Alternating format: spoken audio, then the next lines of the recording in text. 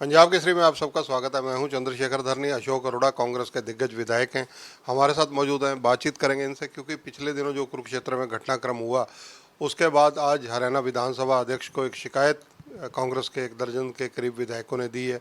इसके अलावा ये कंडीशनल इस्तीफे की बात निकल कर आ रही है, ये स्थितियाँ क्यों बनी, इन सब बातों का जवाब लेंगे अशोक अरोड़ा जी से। स्वागत है अरोड़ा जी। बहुत बहुत धन्यवाद धरनी जी।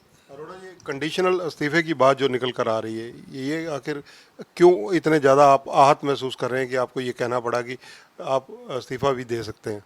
देखिए धरनी जी, डेमोक्रेसी में एमपी एमएलए लोग चुनते हैं और जो भी एमएलए एमपी बनता है उनके अपने अधिकार होते हैं।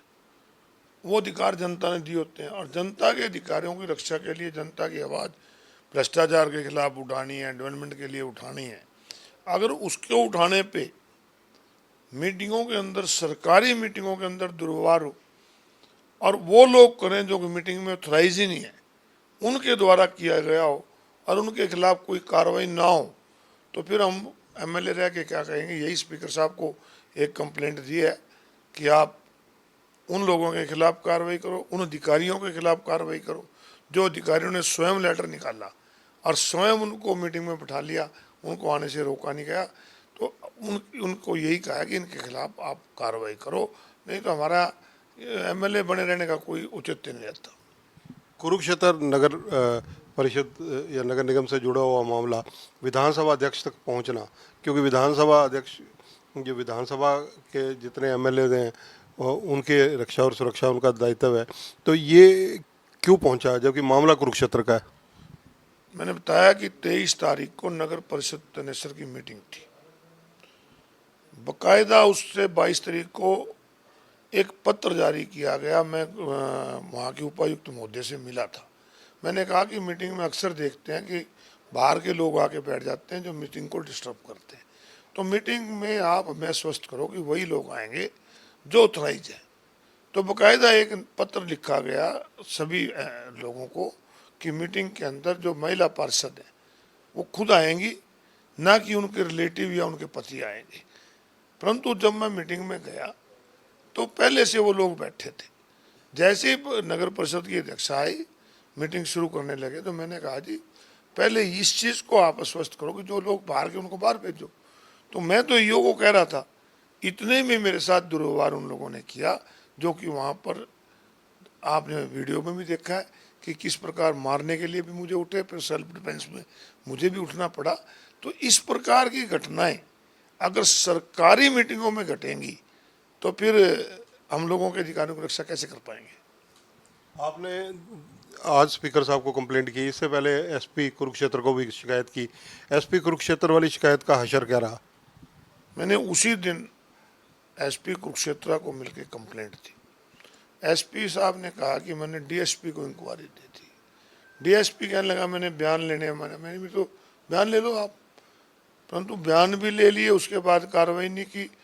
कल मैंने फिर एसपी से बात की, मैंने कहा क्या बना इस कार्रवाई का, परंतु कोई अभी तक इस पे कार्रवाई नहीं। मैंने डीजीपी साहब से भी बात करी है, मैंने इस मामले में मुख्यमंत्री से बात करी है।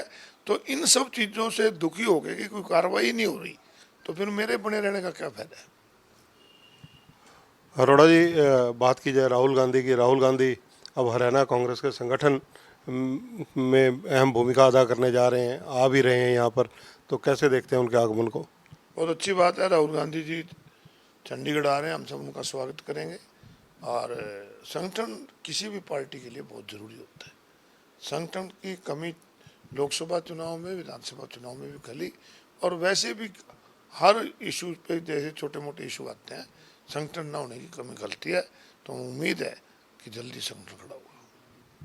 कांग्रेस के जैसे जूतों में दाल बटती रहती है, कई नेता हैं, कई चेहरे हैं बड़े, आपस में इनकी गुटबाजी किसी से छुपी नहीं है, तो ऐसी स्थितियों में राहुल गांधी का हस्तक्षेप कितना महत्वपूर्ण? आदमी अतीत से सीखता है और अच्छे भविष्य की कल्पना करता है। तो मेरी कल्पना तो यही है कि सभी मिलके हरियाणा प्रदेश में कांग्रेस को मजबूत करने के लिए काम करें। जो कांग्रेस अपना नेता प्रतिपक्ष नहीं चुन पाई पिछले 6-7 महीने में, बहुत दुर्भाग्यपूर्ण है कि नेता प्रतिपक्ष का ना होना। ये भी कार्यकर्ताओं को मनोबल को गिराने वाला काम है। मुझे लगता है कि अब जैसे संगठन की बात हुई है तो नेता प्रतिपक्ष भी जल्दी बनेगा। धन्यवाद। तो ये हैं अशोक अरोड़ा। अशोक अरोड़ा एक सीनियर विधायक ही नहीं, स्पीकर भी रहे हैं हरियाणा विधानसभा के, हरियाणा सरकार में मंत्री भी रहे हैं। जब इन जैसे वरिष्ठ नेता कहीं ना कहीं आहत होते हैं तो ये बातें बिल्कुल सार्वजनिक रूप से सामने आती हैं, जो आज उन्होंने कहा कि वो कंडीशनल इस्तीफा देने की बात कर रहे हैं। इसके अलावा राहुल गांधी के आगमन को ये एक अच्छा और शुभ संकेत मान रहे हैं। कैमरामैन संजय सिंह के साथ चंद्रशेखर धरनी, पंजाब केसरी टीवी, चंडीगढ़। हमसे जुड़े रहने के लिए हमारे YouTube चैनल को सब्सक्राइब करें और नई वीडियो की नोटिफिकेशन के लिए बेल आइकॉन को दबाएं। अगर आप ये वीडियो Facebook पर देख रहे हैं तो लाइक जरूर करें और ज्यादा से ज्यादा शेयर करें। धन्यवाद।